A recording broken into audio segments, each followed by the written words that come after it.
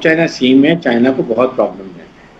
वहाँ पर अभी ऑस्ट्रेलिया भी है, जापान भी है, फिर इंडिया लाइक अमेरिका के 3 वहाँ पर बैरियर बेड़े वहाँ पहुंचे हुए हैं।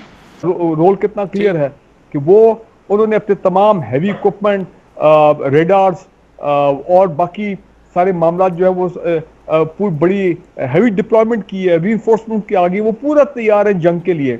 और जाहिर बात है प्राइम मिनिस्टर मोदी और इंडियन आर्मी की लीडरशिप पोलिटिकली, इकोनॉमिकली और उसके बाद अब military.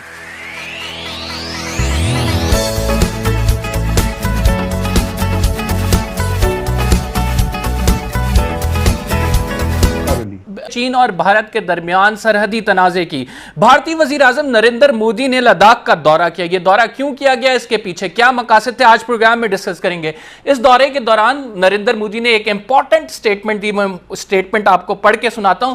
The age of expansion is over, this is the age of development. History witness expansionist regime have either lost or were forced to turn back. यह statement Narendra Modi की जानिब से दी गई, जिसको इंटरनेशनल मीडिया ने बड़ा हाईलाइट किया कि यह चाइना के हवाले से दी गई है।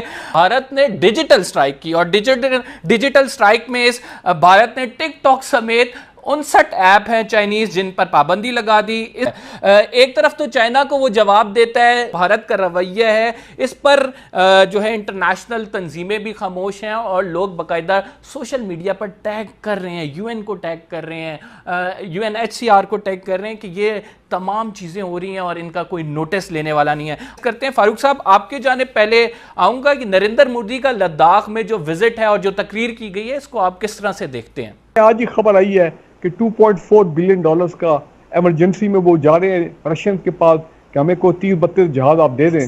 वो भी जब उनको मिलेंगे देखी जाएगी। रोल कितना क्लियर है कि वो उन्होंने अपने तमाम हैवी इक्विपमेंट, रेडार्स और बाकी सारे मामला जो है वो पूरी बड़ी हैवी डिप्लॉयमेंट की है, रीइंफोर्समेंट की आगे वो पूरा तैयार है जंग के लिए। और जाहिर बात है प्राइम मिनिस्टर मोदी और इंडियन आर्मी की लीडरशिप पोलिटिकली, इकोनॉमिकली और उसके बाद अब मिलिटरीली। और लद्दाख के दौरे में खसूसन जो तकरीर की गई है, मैं चाहता हूं कि उस पर भी आप रोशनी डालें। मैं अब आपसे सवाल करूंगा, जो स्टेटमेंट दी गई है नरेंद्र मोदी की जानिब से, इस पर आपका तजिया चाहूँगा। The age of expansion is over, और फिर उन्होंने कहा कि expansionist regime have either lost or were forced to turn back. Basically तो चाइना के हवाले से ये स्टेटमेंट दी गई है, किस तरह से आप इसके इंटरप्रेट करती हैं? देखिए जी, हिंदुस्तान खासा बुखलाया हुआ है और नरेंद्र मोदी का जो लद्दाख का विजिट है वो भी इसी हवाले से है। और चीन और भारत के दरमियान सरहदी कशीदगी बढ़ती जा रही है और आज हम उसी पर डिस्कस कर रहे हैं। रोज़ हम देख रहे हैं कि नई डेवलपमेंट हो रही है। अभी रिसेंट डेवलपमेंट वज़ीर आज़म नरेंद्र मोदी का विज़िट था गलवान वैली में। इसके अलावा इंडिया की जानिब से, वज़ारत ख़ारजा की जानिब से उनकी स्टेटमेंट जो दी गई है उसे मैं डिस्कस करना चाहूँगा। देखिए, पहली बात तो ये है कि ये सारा मामला तो प्राइम मिनिस्टर मोदी ने शुरू किया था 5 अगस्त को, जब आर्टिकल 370 उन्होंने इन्वोक किया और लद्दाख को जो है वो मर्ज कर लिया इन दी इंडियन यूनियन, जो जाहिर बात है चाइना को एक्सेप्टेबल नहीं है।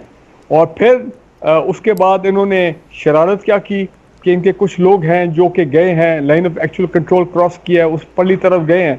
तो वहाँ पे फिर इनके इनिशियली तो आपने देखा है कि इनकी आपस में हाथापाई और इस किस्म के मामला हुए हैं, क्योंकि जाहिर बात है चाइना के यहाँ पे स्ट्रेटेजिक इंटरेस्ट हैं, चाइना के स्ट्रेटेजिक इकोनॉमिक इंटरेस्ट हैं।